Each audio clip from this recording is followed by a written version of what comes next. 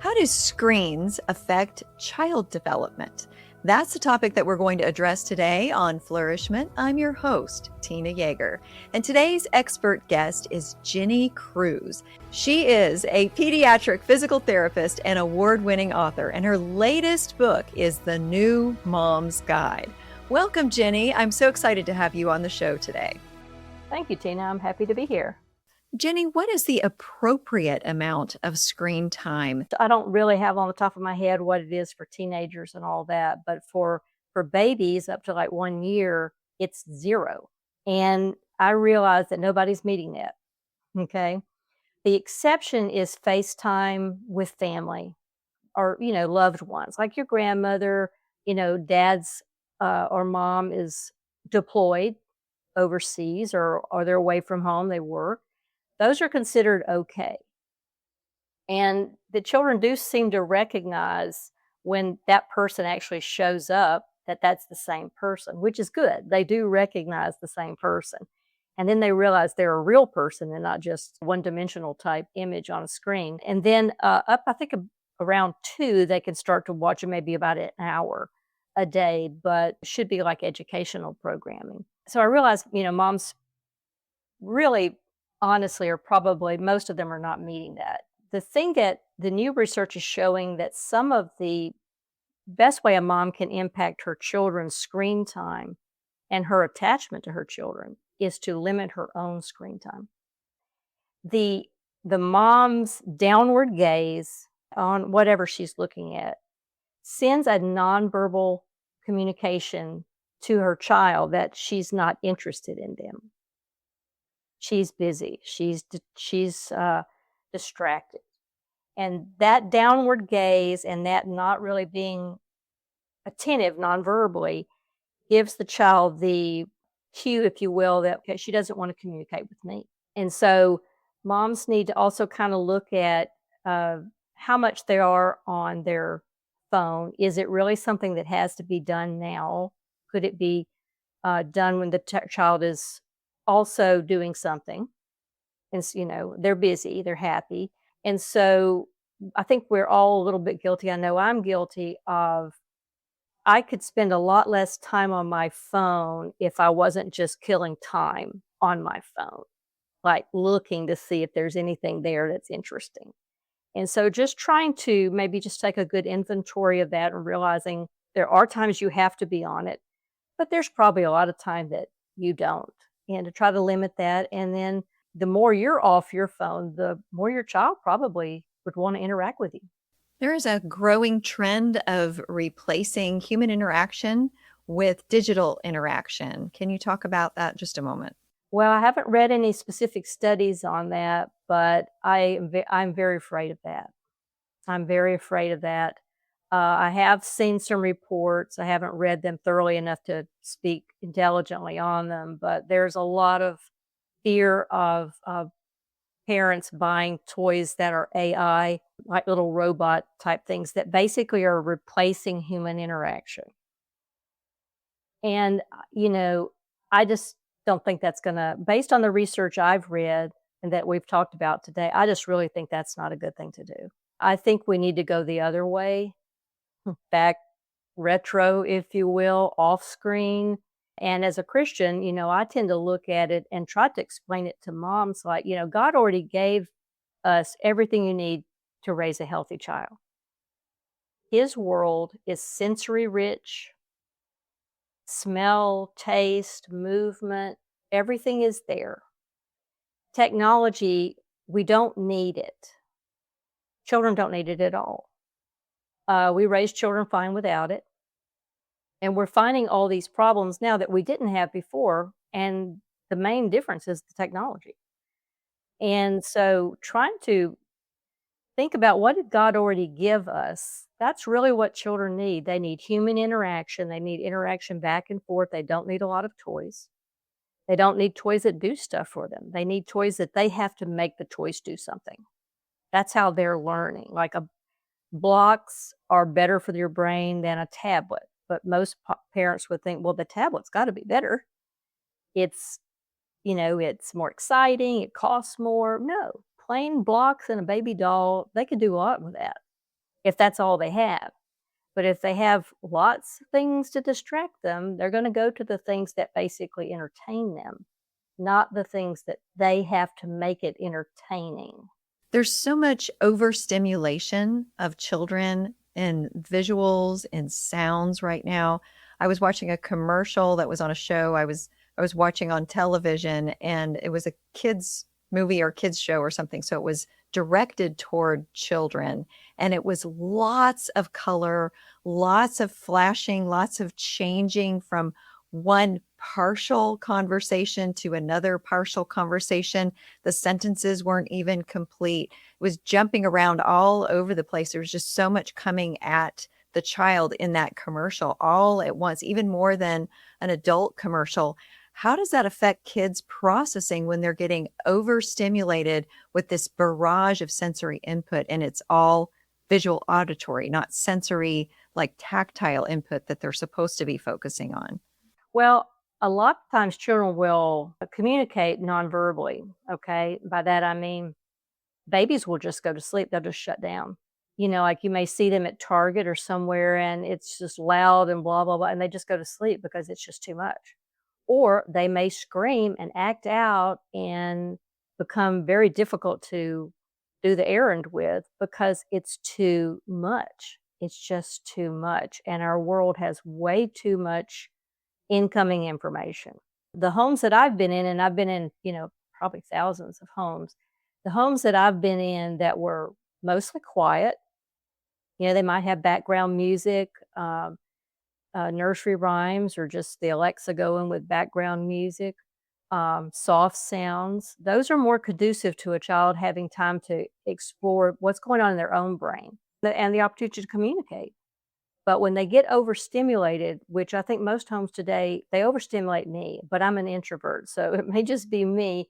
But, you know, it's just too much. And it makes me anxious. It probably makes babies anxious and just kind of, babies a lot of times will show anxiety and jitteriness by crying.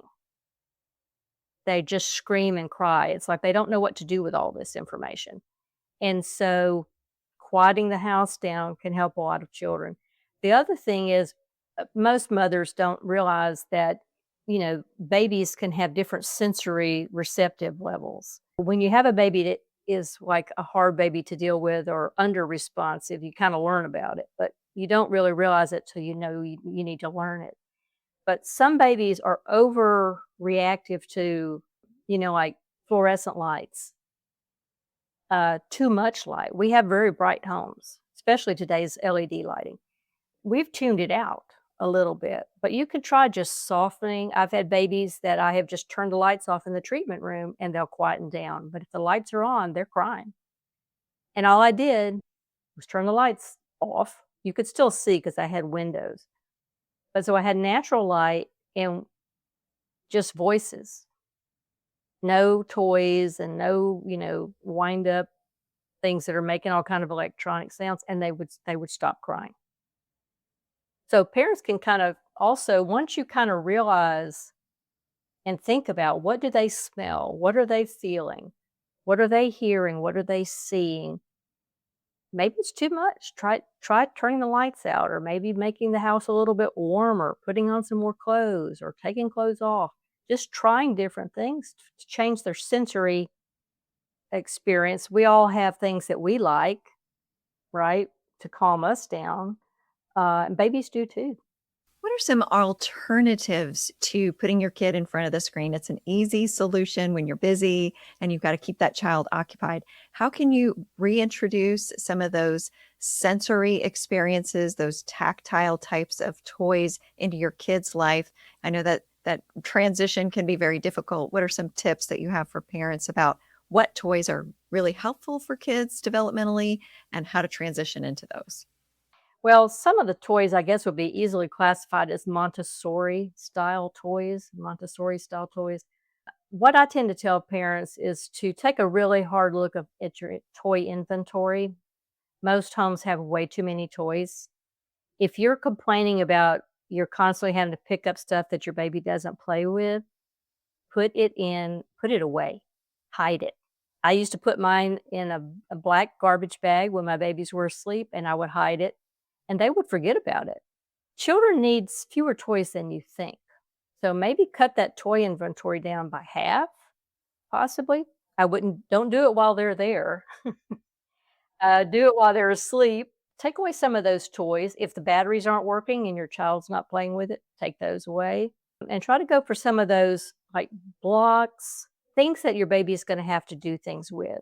Pop up toys, things that are like what we call cause and effect. The baby has to do something to make it happen manually, has to do something manual, not just push a button like electronics.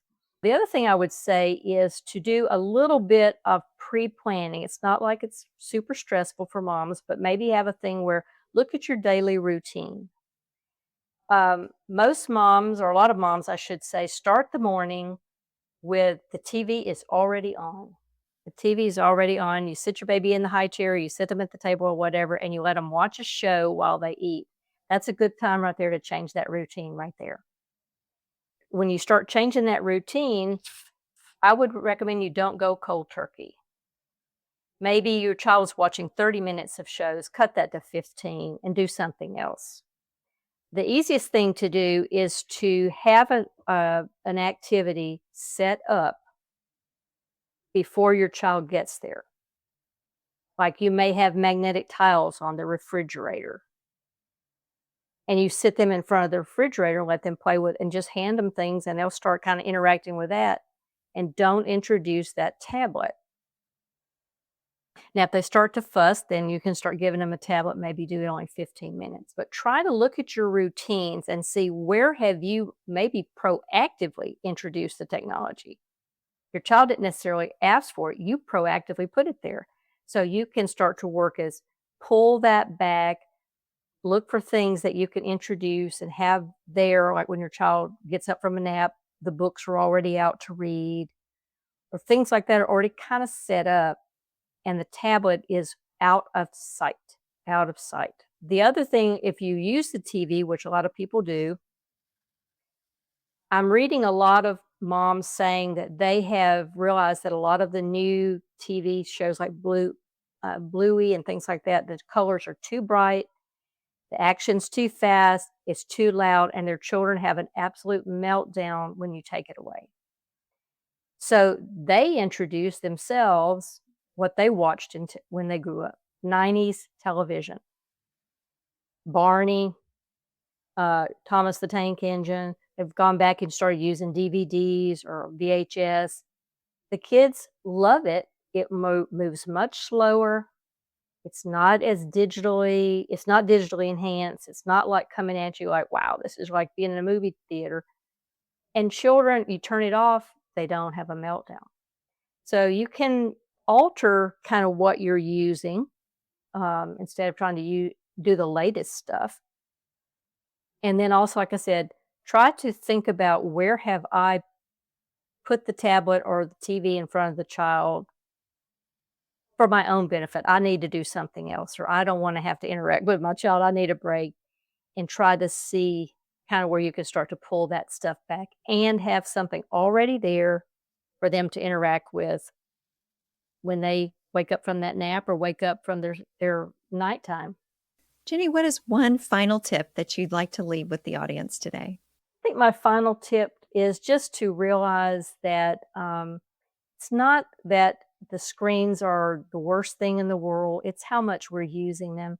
And just try to realize that, like anything, you've got to have what it was the old saying, everything in moderation. Children, though, when they're babies, their brain is forming the foundation for all the rest of their learning. And we're learning that too much screen time is, I don't know if we could say it's damaging that foundation, but it's altering that foundation. And we don't know then what problems they're going to have learning later on. We already know they're having mental health issues. They're having anxiety. They're having decision-making struggles.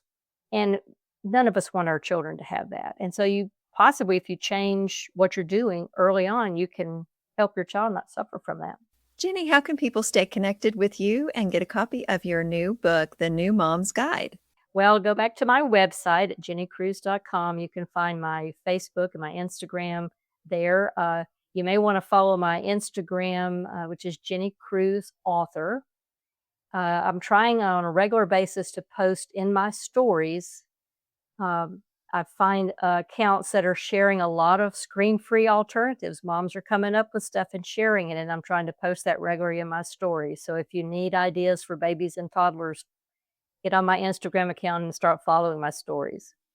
I hope that all of you listening were inspired and equipped to be able to shift the types of input that your young children in your life are exposed to. And of course, I also hope that you will come back for the next episode of Flourishment.